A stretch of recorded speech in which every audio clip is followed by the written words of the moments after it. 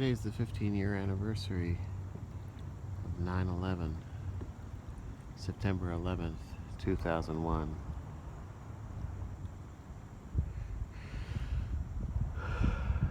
And it is a beautiful day outside, although not so beautiful as that day. There wasn't a cloud in the sky that day.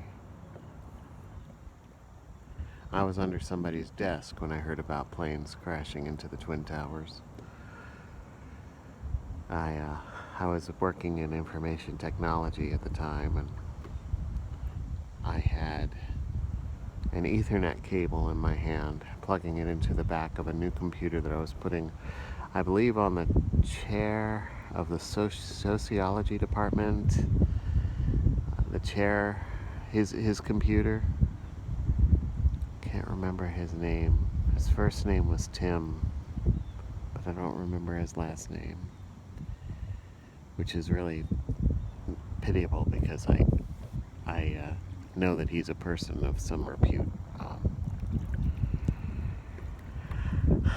But there I was under Tim's desk, installing his computer, and I heard about a plane having crashed into the Twin Towers, and nobody knew the size of the plane at the time. Everybody thought it might have been a small aircraft.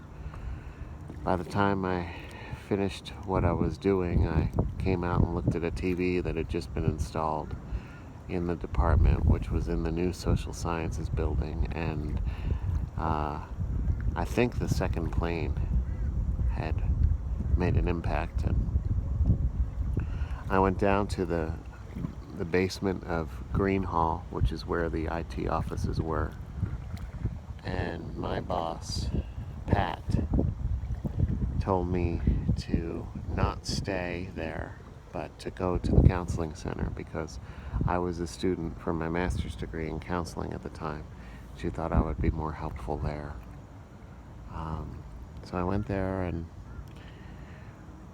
what happened after that was that several of us were... The first thing they had us do was process what happened, just for ourselves. And then the second thing was how to help students get in a safe... how to essentially do crisis management, how to get the students to be safe and in a safe location, and make sure that they have somebody who's connecting with them from their support systems, from their family or whatever, and then helping them contact whoever it was that was missing, or who was thought to be in the area of the Twin Towers that day. We're not too far. We were maybe an hour and a half from New York City, and with students from all over New Jersey, so there were certainly students that day who had family involved in the Twin Towers. And after doing that, I remember walking home. I lived in a house that was directly adjacent to the campus, and I remember walking home and watching the TV and those images over and over again. What happened, and crying and praying and knowing that our country would never be the same.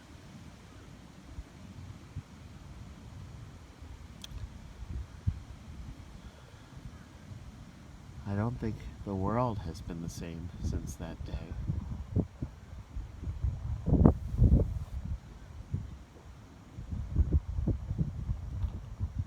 I wasn't directly connected to anybody who died that day.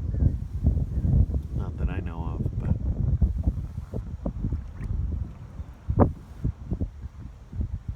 I still think 15 years later there's a national sense of mourning of what happened.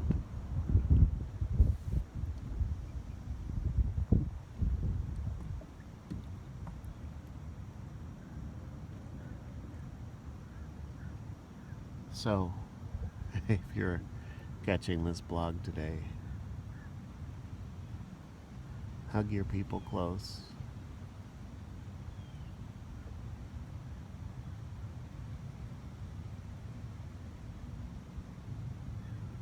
And remember all of the fallen, the innocents, and all of the people who were the rescuers, and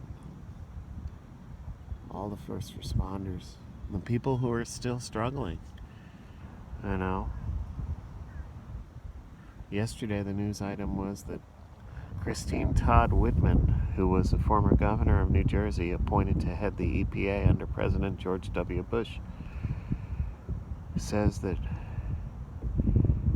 she didn't have the information at the time, and I believe her, but that when she told everybody all was well with the air quality around the 9/11 site, around Ground Zero, she made a huge mistake and believes that people have died because of the mistake that she made in saying that. There's still people who are sick from working around Ground Zero, very sick, all kinds of lung problems.